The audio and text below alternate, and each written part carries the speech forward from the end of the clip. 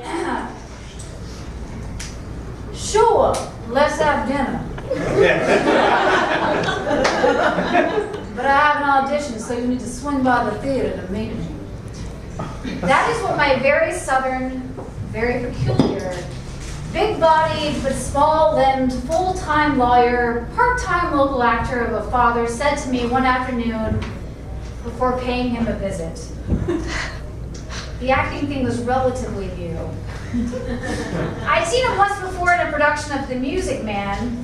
He played the mayor in a performance so committed, but so over-the-top bad, that my friend Heidi, who accompanied me to the play, spent the night in tears of laughter streaming down her face. A kind of catharsis I've never seen.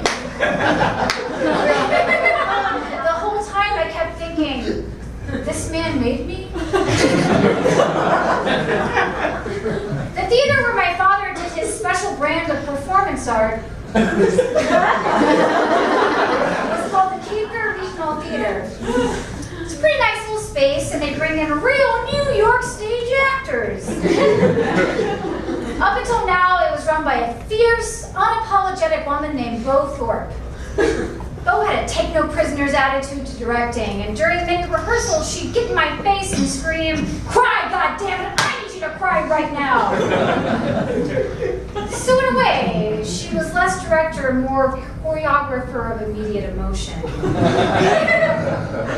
My father's law firm had given a healthy donation to this upcoming production of To Kill a Mockingbird, and his tryout was mostly perfunctory. At the time, I was living with my friend Brad. We were both working as waiters to save money to move to New York to follow our dreams of being gay people who paid too much for rent.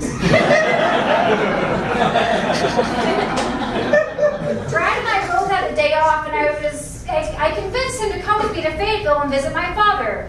Brad is, and was, a marvelous parent lover. We arrived at the theater and waited in the lobby.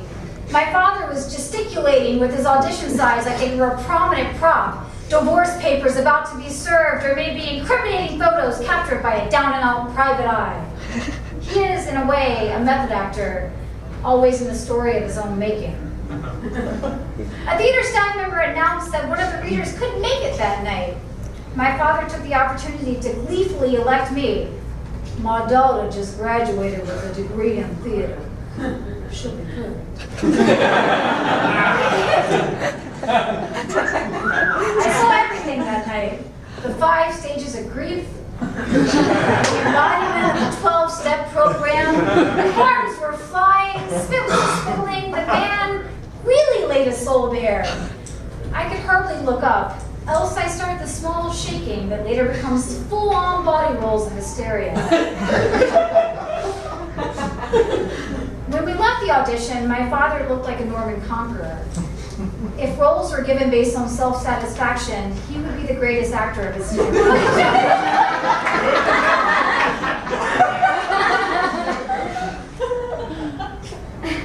In my late 20s, I came out to my father. I was visiting North Carolina with my then girlfriend. She told me she wouldn't come with if she had to pretend to be just my friend. Our whole time together, she hadn't once thought of telling her conservative parents living in Australia that she was with me. I was the only girl she dated before me and never again after me. But this time, she wanted to politicize a life that wasn't hers.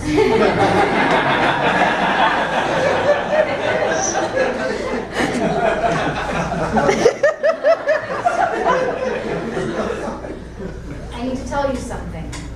The person that I'm bringing isn't just my friend. I'm dating her. She's my girlfriend. Well, we'll talk about this when you get here. But we never did. Weeks after the night of the audition, I got a phone call.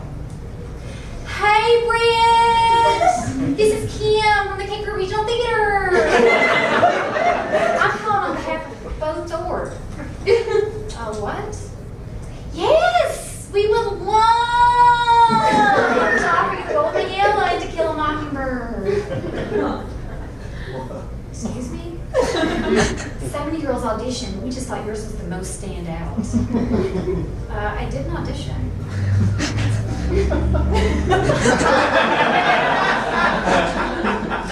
Well, I'm going to give you the day to think about it. It's a great role, though. Lots of girls wanted it. Oh my God. I had become the low-rent version of a spoiled little rich girl.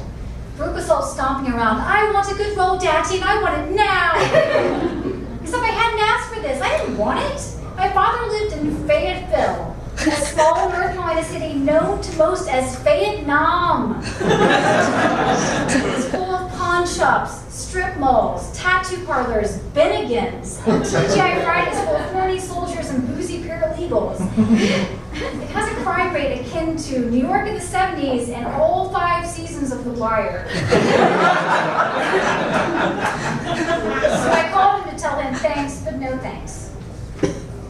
Hi, it's me. Oh, Britt? My father has a way of saying my name like we've only met once at some forced meeting.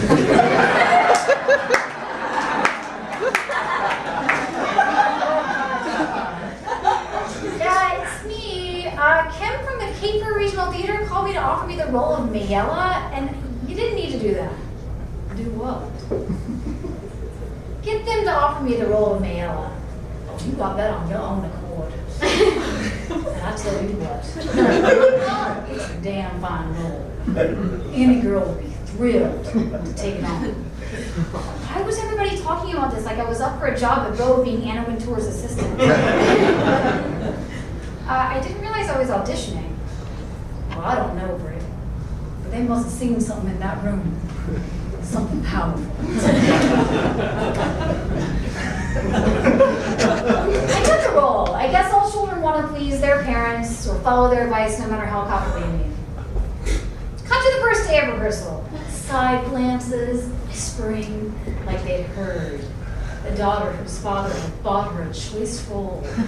I felt like what Tori Spelling must have felt on the first day of parenting.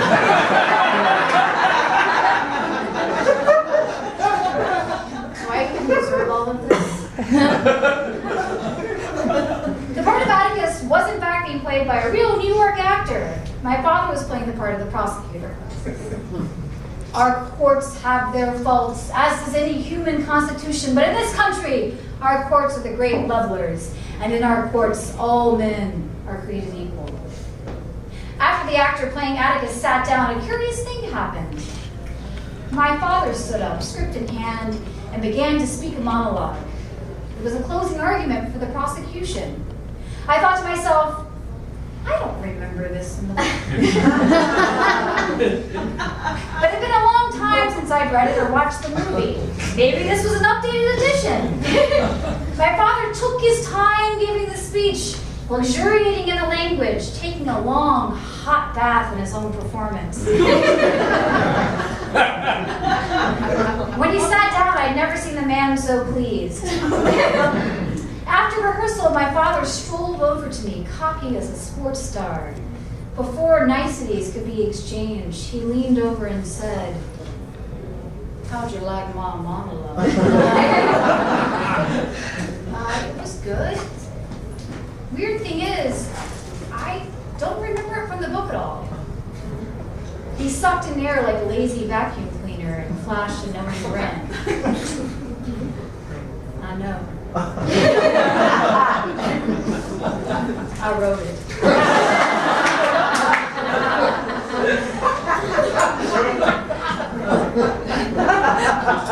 You know those moments when a person reveals their true character? Well, that, for me, was one of them. In a move that could almost point to sociopathic tendencies. My father, hubris intact, altered the text of one of the most perfect classic genius pieces of literature. And once more, he got away with it. And twice more, he was so very, very proud. I found out recently that when I came out to my father, he was on the brink of losing everything due to tax evasion. He forged signatures, evaded calls, but they got him, the IRS. The disappointment of a gay daughter was one more thing that he could not face. Lately, that painful era has been replaced by something else. The two of us standing backstage right before our scene. We'd laugh, shoot the shit, or usually we just say nothing at all. And that's the silence that I choose to remember best.